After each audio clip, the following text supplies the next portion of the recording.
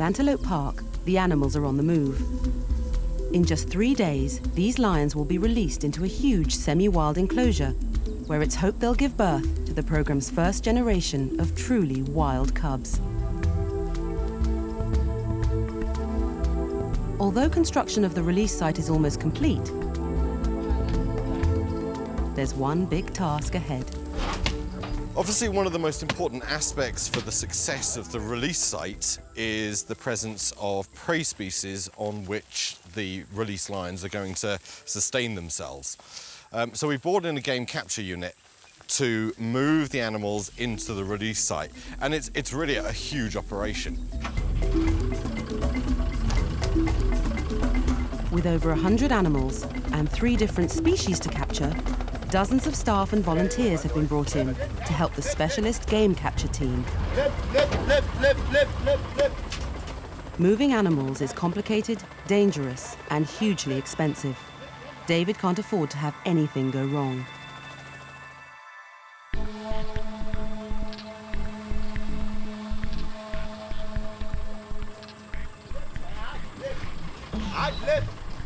It's early morning, it's now about 7 o'clock, and I've been here since 6, just as the final preparations for this game capture are being put together. The helicopter will fly out and try and find some game and then corral it into this boma, which is sort of a V shape. It's going to be exciting stuff, it's going to be extremely hectic, very noisy, but you know, this is a huge step forward for the release area.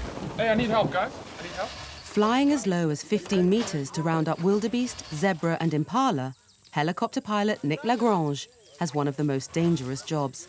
I enjoy this type of flying. It's very challenging, obviously, but you're always doing pretty much what you train not to do. I don't think there's a better job for job satisfaction. I love my job. I've got the best office in the world. Now everyone's in place, the game capture can begin.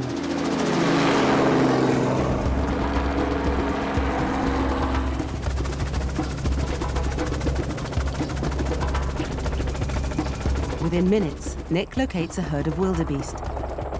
Now he skillfully drives them towards the capture site. Helped by the ground team, he forces the animals towards the opening of the boma. When the wildebeest are inside, a siren sounds and the green curtains covering the opening are shut to keep the animals in. The wildebeest are funneled down the boma, and within minutes, the first lot of game have been secured.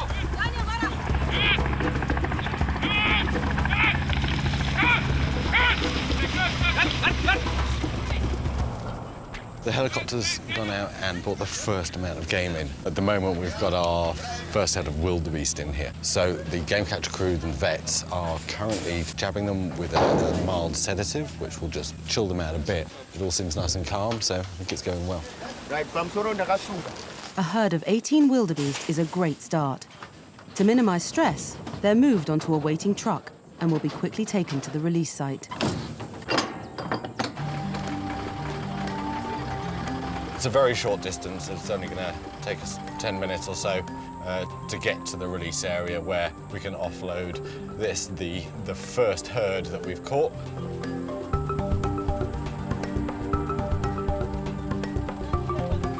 Today, it's a bit of a lottery for the animals. Those are the lucky ones that are going to get to live nice and free on Antelope Park with just the youngest cubs to have to deal with. The ones on the truck, they are going to have to deal with our release pride. It may seem harsh, but in the wild, game animals have to deal with predators like lions, hyenas and leopards on a daily basis.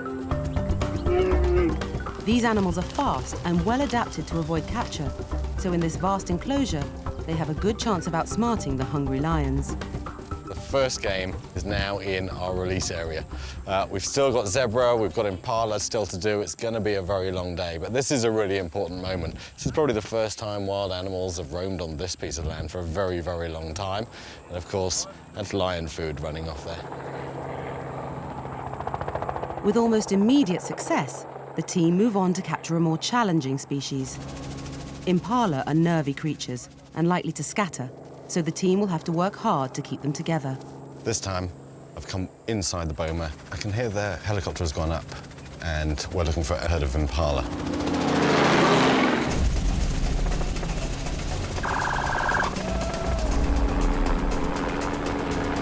Driven by Nick in the helicopter, the impala head towards the enclosure. The curtain behind them is closed.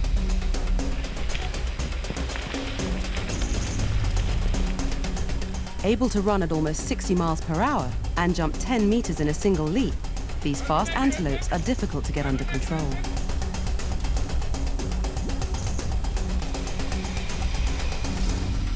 The team herd the impala toward the next section where David is waiting.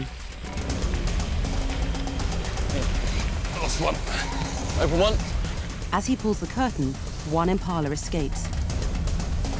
Go.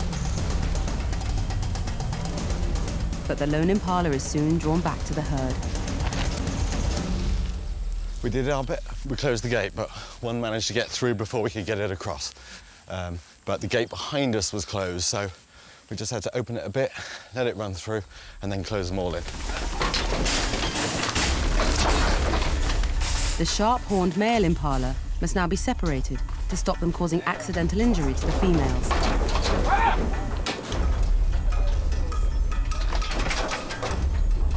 This is one of the most dangerous elements of game capture when you're dealing with these very fast, very skittish animals with big horns. At the moment, the rest of the guys are inside the truck with the rest of the herd, and you can just hear from the noise that's going on the impala freak out. There are horns leaping around in there. It's extremely dangerous. This one is now being just pulled to the ground, given a sedation, and rubber being tied around the horns. Without that rubber, this male would thrash around inside the truck and could severely injure the other impala that are in there. Game capture really is one of the most dangerous jobs you can do. These guys are hardcore. Operations manager Nathan Webb is monitoring everyone's safety. The horns will go straight through us and impale you, and not very nice. So you have to be careful. I mean, even though they're small, you do have to be careful. All animals are dangerous. A short time later, the impala join the wildebeest at the release site. The team have worked for 10 grueling hours and caught over 100 animals. Just one species remains: zebra. It's now late afternoon, and the helicopter had real trouble with this particular capture, just going backwards and forwards, trying to coax these animals into the boma. The capture of this herd of zebra means the team have finally caught all their target prey species for this first planned game release. Yeah, it's been going well. We've got just got another 5 zebra, so that makes a total about 11, I think. It's been a long process. It's been step by step every day. We're saying we get a little bit closer, Now the game's actually in, and it's close. It's going to be good.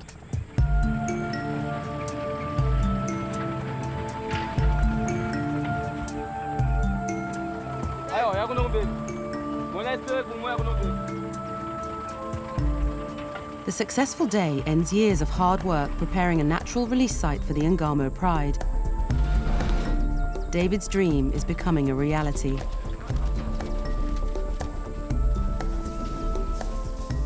That's a really beautiful sight. It's been a really long day. The sun's going down, the moon's already up, but we've put a whole load of different prey species into this just stunning release area. So this land is now ready for the lions. The game will be given time to settle. But for now, everything is in place for the Ngamo Pride's journey to freedom.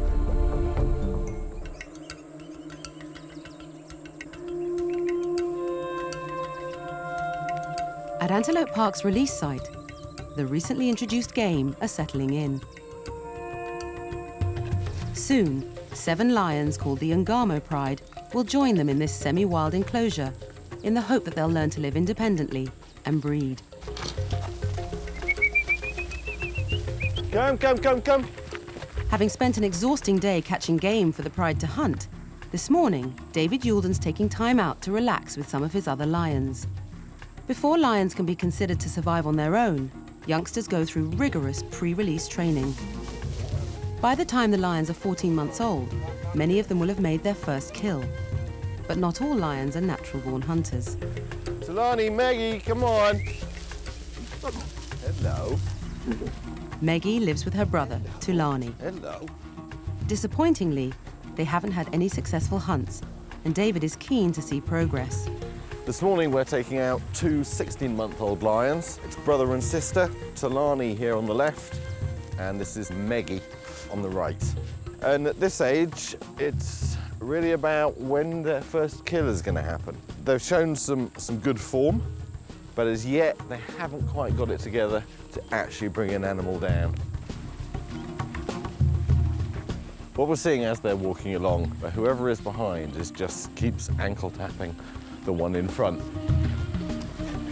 That might look a very subtle and inconsequential event, but actually the ankle tap is a form that they'll use in their hunting later on. They'll run up behind an impala, for example, stick out a paw, trip it over, and then they can catch whatever the animal is. At the moment, this pair have found a nice anthill to sit on, which gives them a really good view all the way down the open flay here. And actually, given the choice, they'll probably would sit here the entire day, just listening to the sounds, picking up the scents that are coming in on the wind. And if something happened to walk through this area, they'd probably give it a bit of a hunt. But it's very much at this age that we expect lions to be making their first kills. Maybe a bird, a mongoose, nothing too dramatic. But once they've got that first kill, it's like something changes in their mind. They're less interested in playing and more interested in seeing what's around. It is an obvious and clear change. Both of them are very keenly looking in that direction, and Talani has decided to go and check it out. What have you seen, boy?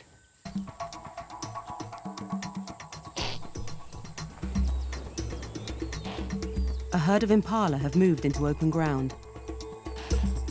The siblings see an opportunity to impress.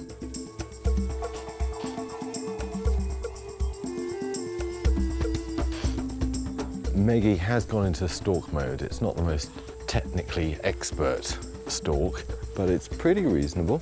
And what she's doing is banking around the right-hand side.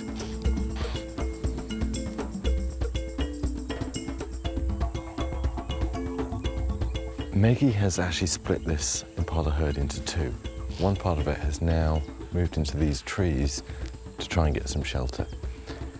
And Talani is now going for it. Meggie is coming in from the right, and Talani has now got involved and is trying to stalk through the long grass. They have a higher chance of success if they now approach from each side of this impala herd.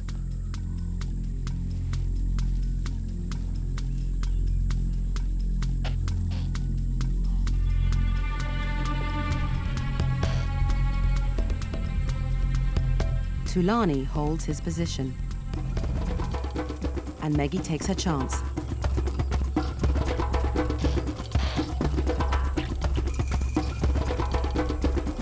But she breaks cover too early, and the impala make their escape.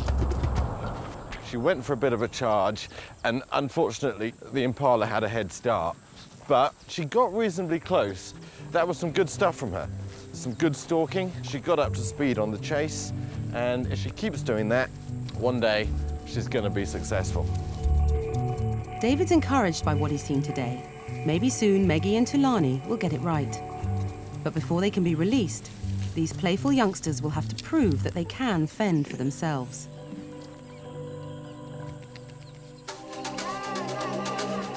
The time is fast approaching when the 7 female lions of the Ngamo pride must survive alone. Tomorrow, they'll be released.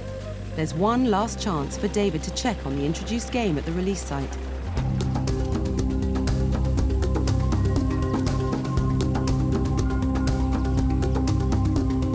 Well, I've driven through the middle of the site, and they all seem nice and calm and settled in this site. So the only thing now is to check in on the water hole and just make sure that all of these animals are finding the water sources that we've put for them in this site.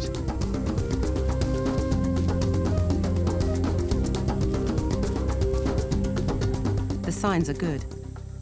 The game have remained in family groups, and in this natural environment, they'll breed and provide the pride with prey to thrive on.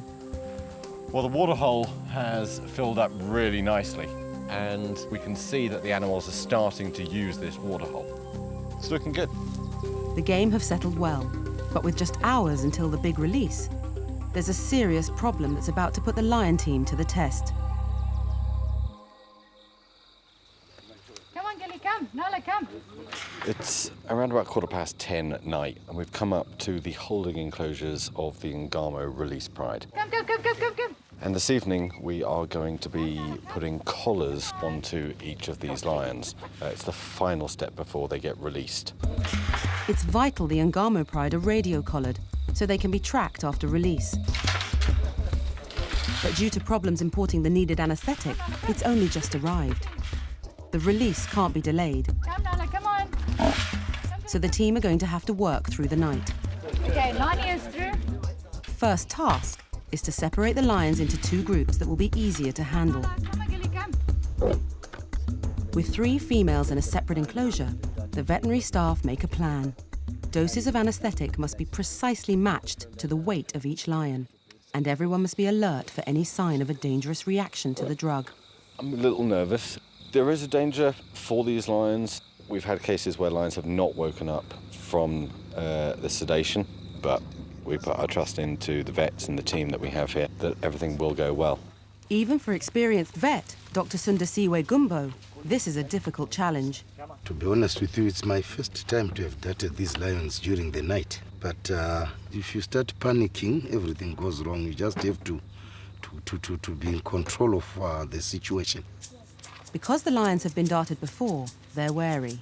So lion manager Leanne Marnock has a plan.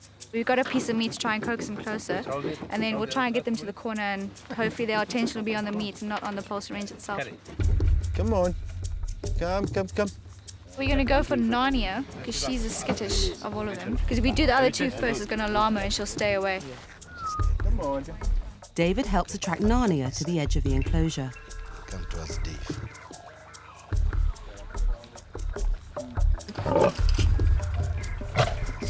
With one lion darted, the others are cautious, but David knows them well and keeps them close to the fence.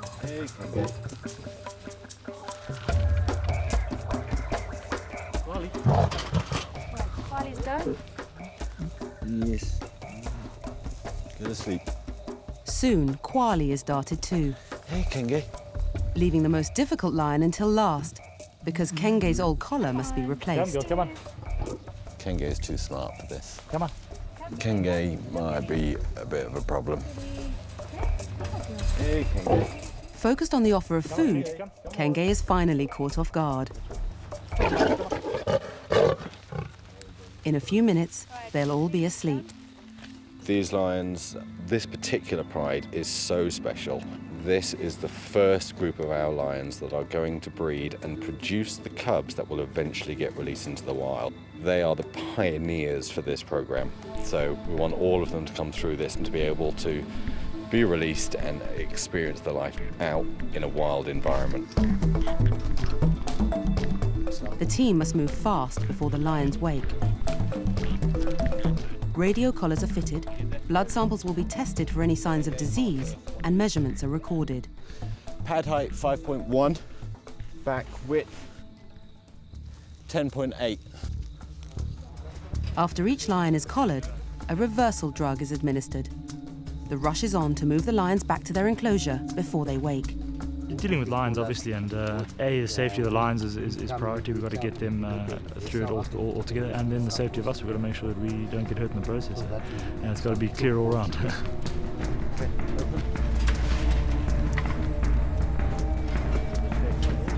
But as Kenge is moved to the adjoining enclosure, Narnia surprises everyone by unexpectedly waking up. Okay, go. Go. Narnia, who was first to go down, was the first to wake up, even a couple of minutes sooner than we thought she would. And we still had to push Kenge into the next enclosure, so it was close, but fine. Fire, come on. A few minutes later, and all 3 lions come round safely. Now just 4 lions remain, and David is anxious to complete the job. The others are wise to our ideas and are really not playing ball at all. I think it's about 2 o'clock in the morning, which means we've been going for approximately 3.5 hours or something. I'm very, very tired.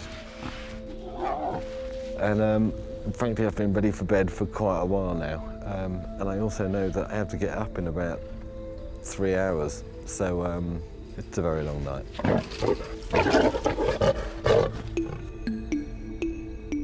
With just an hour until sunrise, the last lions are collared, and David's ready to say goodbye to the final female, his favourite, Fire. This is the last time I'm going to get the opportunity to be this close to Fire, the cub I raised right from the get-go. And she's absolutely beautiful, and a huge privilege to have got to know in a way that other people never will. At dawn, the Ngamo Pride will get their first taste of freedom. In just a few short hours now, they're getting released. And that's what this programme's about. We've done everything for these lions that we can. We've prepared them, looked after them, their welfare. We've given the opportunities to them to learn what they need to survive out in a wild environment. And tomorrow they're going to get to do that.